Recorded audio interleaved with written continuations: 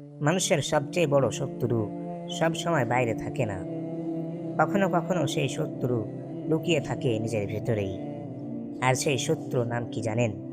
সেই শত্রুর নাম হলো নাফস। নাফস আমাদের বলে আর একটু গুনাহ করো, তওবা পরে করবে, মানুষ তো দেখছে না। কিন্তু নাফস আমাদের ভুলিয়ে দেয় আল্লাহ রাব্বুল আলামিন সব কিছু দেখছেন ও শুনছেন। তাই তো মহান আল্লাহ রাব্বুল আলামিন পবিত্র কোরআনে বলছেন, ইন্নান নাফসা লাআম্মারাতুম বিসসু, নিশ্চয়ই নফস মানুষকে মন্দ কাজের আদেশ দেয়। আল কোরআন। প্রিয় দর্শক, প্রতিদিন আমাদের ভেতরে একটি যুদ্ধ চলে, একদিকে ঈমান, অন্যদিকে নফস। যখন কেউ ফজরের ঘুম ছেড়ে সালাতে দাঁড়ায়, তখন সে নফসের বিরুদ্ধে জয়ী হয়। যখন কেউ হারাম জিনিস থেকে চোখ ফিরিয়ে নেয়, তখন সে নফসকে পরাজিত করে। যখন কেউ একাকী অবস্থায় গুনাহ ছেড়ে দেয়, তখন আসমানে তার জন্য রহমত নাজিল হয়।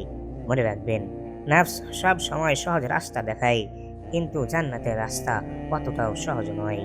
রাসূলুল্লাহ সাল্লাল্লাহু আলাইহি ওয়াসাল্লাম বলছেন, আল মুজাহিদু মান জাহাদা নাফসাহু ফি তাআতিল্লাহ।